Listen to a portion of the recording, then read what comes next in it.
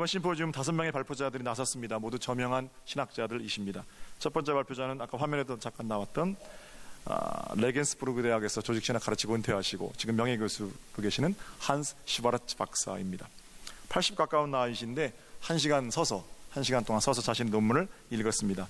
발표 주제는 제가 요약 좀 해드리려고 하는데 이질적인 문화 안에서 복음 전파의 수단으로서 틸리의 상관 방법입니다. 굉장히 사실은 제목부터 예사롭지 않죠. 내용은 더 복잡하더라고요. 그런데 정리하면 이런 내용입니다. 오늘날의 사람들은 과거의 사람들에 비해서 훨씬 더 자율적입니다. 그러니까 어떤 자기가 자기 인생의 주인이 되어 있다는 측면이 강하다는 거예요. 그래서 현대인들은 어떤 권위, 주어진 권위에 순복하거나 오케이 또는 아멘 이렇게 잘 따르지를 않습니다. 과거에 비해서 굉장히 자신감 있게 살아가는 것처럼 보입니다. 그런 사람들을 자율적인 인간 이렇게 슈바르츠 박사는 정의를 하고, 그런데 그 자율적인 인간, 매우 자신감 있어 보이는 당당한 그 인간 안에 그늘이 있다는 겁니다. 왜냐하면 모든 인간은 유한한 존재이기 때문에 그렇습니다. 절대자로서만 채워져야 하는, 인간들의 어떤 노력들로는 채울 수 없는 그런 지점이 있다라는 거죠. 수많은 사람들 사이에 살면서도 현대인들은 과거보다 더 큰 공허를 느끼게 됩니다. 복음이라는 건 세상의 문화 한가운데로 들어가서 그들이 향유하고 있는 문화의 이면에 흔들리는 불안감에 무엇인가를 말해줄 수 있어야 한다는 겁니다. 그들은 어떻든지 간에 내가 말씀을 읽고 사형리 또는 어떤 복음의 공식 같은 걸 깨달아서 그냥 그대로 선포하면 복음 전파가 아니라는 거예요.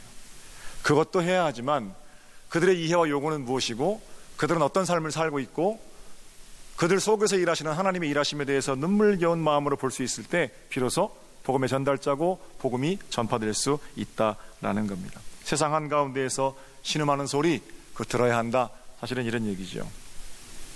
두 번째 발표자는 아까 잠깐 나왔던 여자분 메리 앤 스팅어 교수였습니다.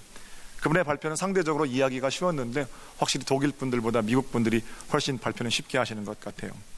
그분의 제목은 왜 지금 틸리히인가 하는 제목입니다. 여러 가지 꼭지로 발표를 하셨는데 그 중에서 제 마음을 사로잡은 꼭지는 타자에 반응하기입니다.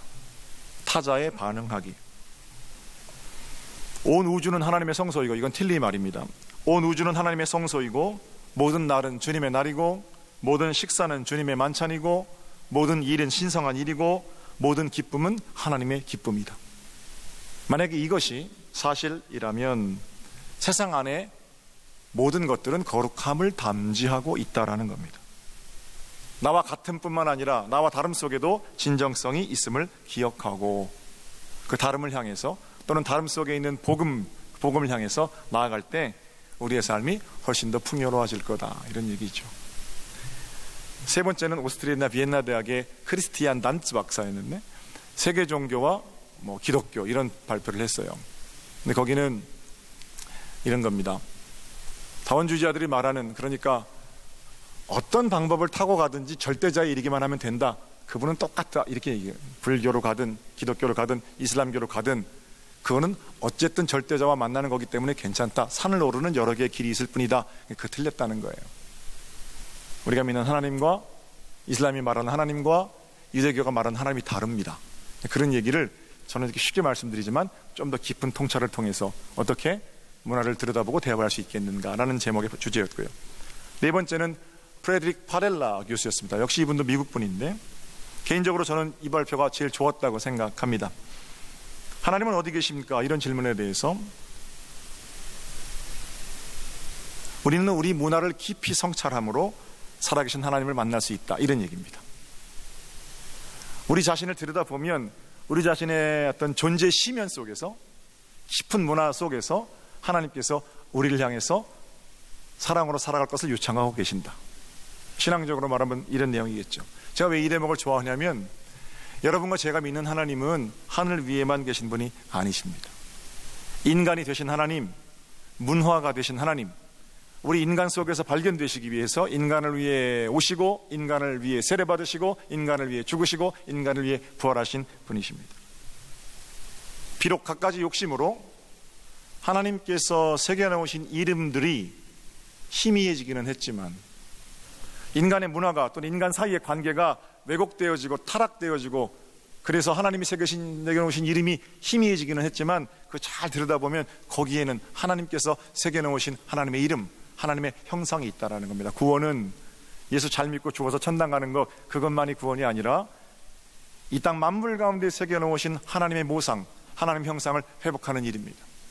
그런 차원에서 굉장히 우리 시대에 적극적인 어떤 도전을 주는 그런 발제였다라고 저는 개인적으로 생각합니다.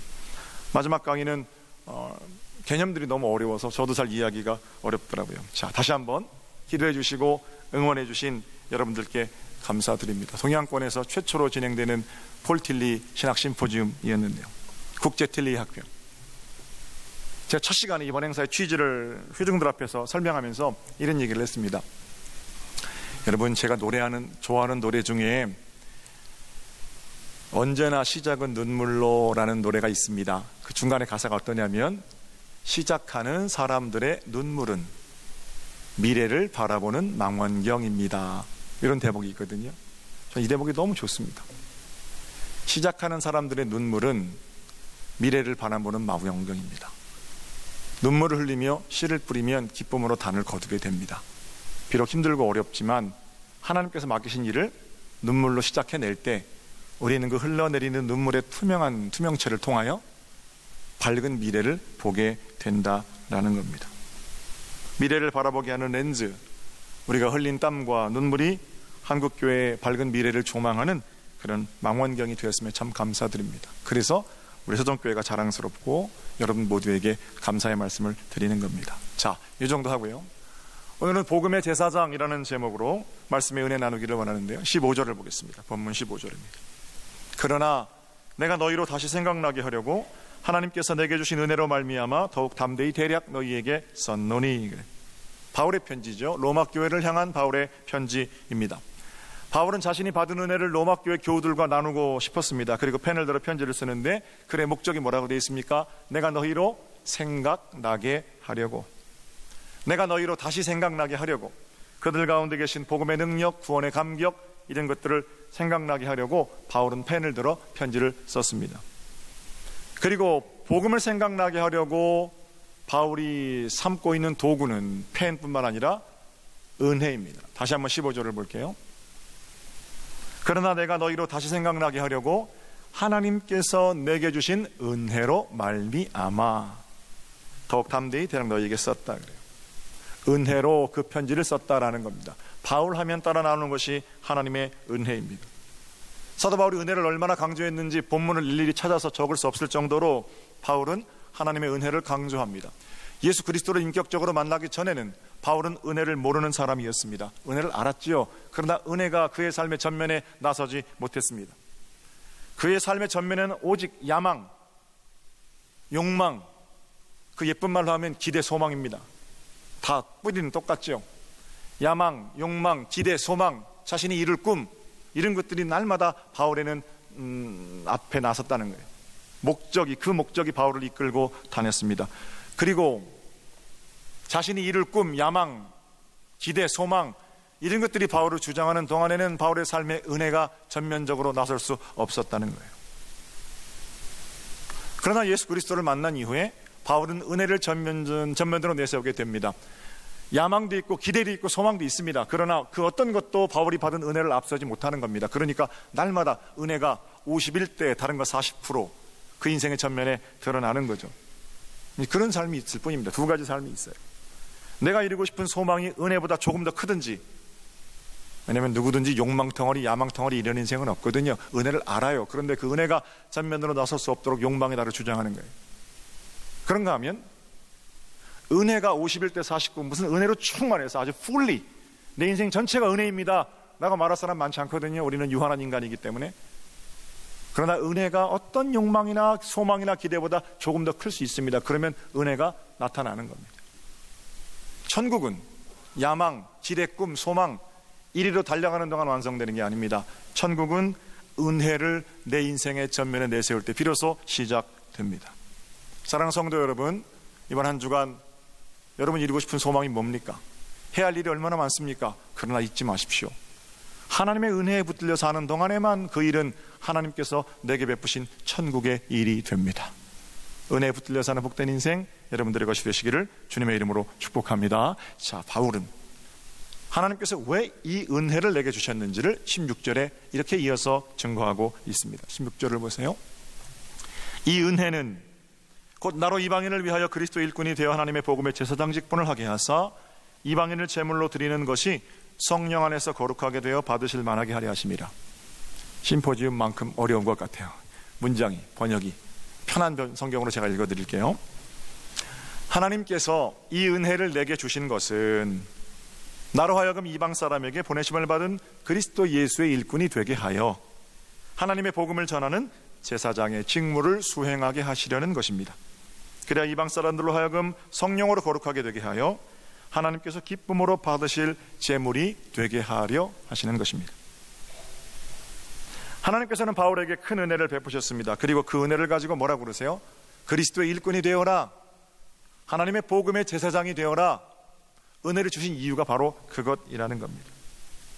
저도 여러분도 똑같습니다. 저도 여러분도 하나님께로부터 은혜를 받은 자입니다. 그런데 그 은혜를 가지고 그냥 너 편하게 살아라 이게 아니죠. 은혜를 가지고 사도 바울처럼 너는 그리스도 일꾼으로 나서라, 내가 사는 삶의 현장에서 복음의 제사장이 되어다오, 내가 내게 은혜를 베풀었지 않니? 하나님께서 지금 그렇게 우리에게도 강력하게 요청하고 계시다는 겁니다.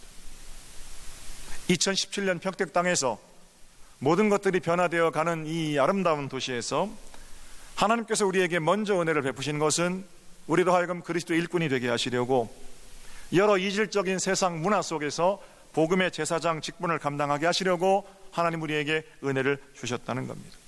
이 일은 매우 귀한 사명이자 아무나 받을 수 없는 직분입니다. 먼저 우리는 이렇게 우리의 내면에 물어야 됩니다. 한번 따라해 보실게요. 나는 내가 맡은 사명에 긍지가 있는가?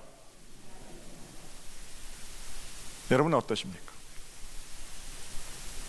여러분이 맡고 계신 그 일에 어떤 사명, 그 누가 맡기신 겁니까?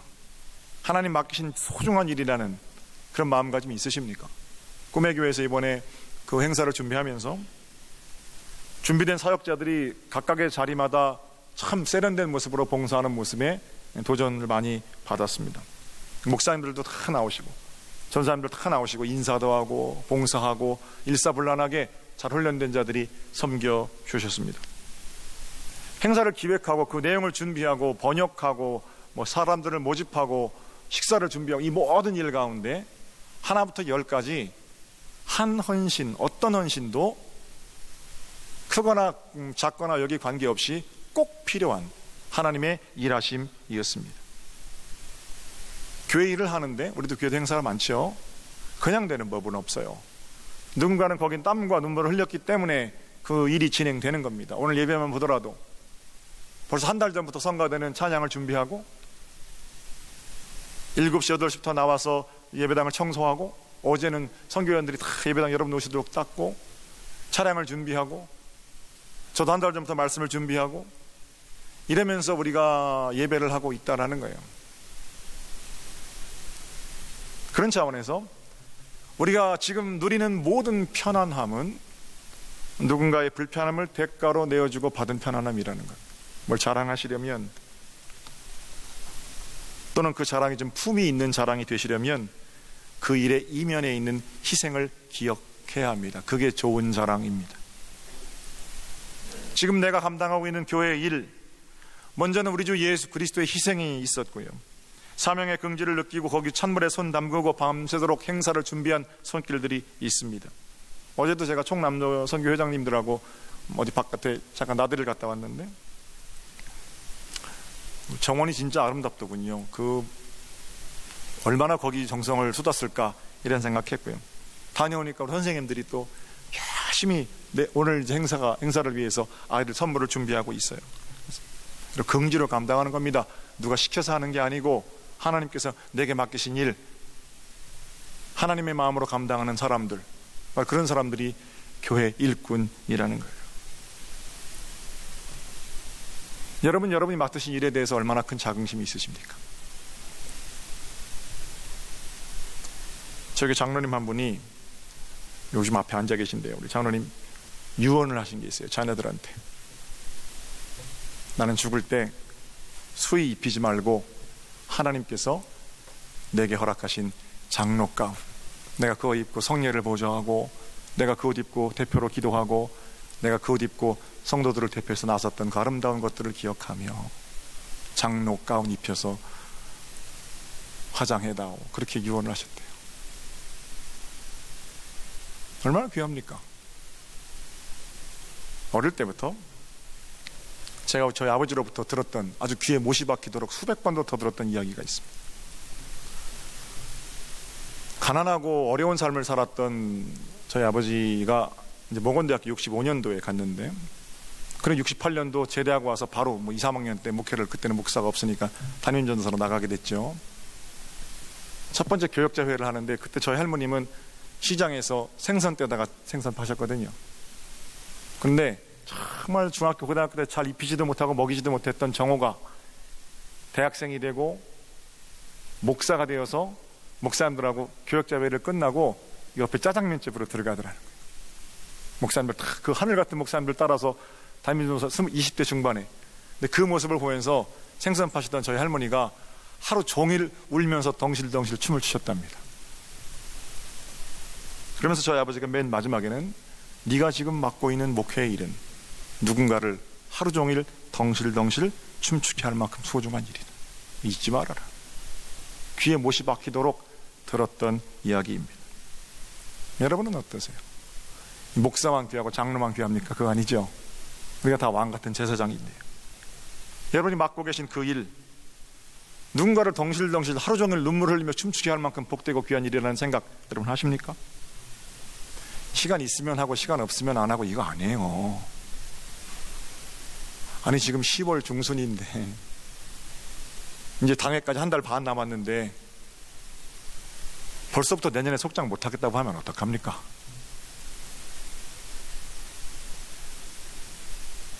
제가 그런 말 하시려면 저한테 전화하지 마세요. 긍지를 가지고 2018년 우리 교회가 어떤 일들을 해서 생명들을 건져낼까, 여기 좀 마음을 쏟고 기도하고 동참하고 이렇게 하기를 하나님은 원하시는데 뭐가 그렇게 바쁘세요?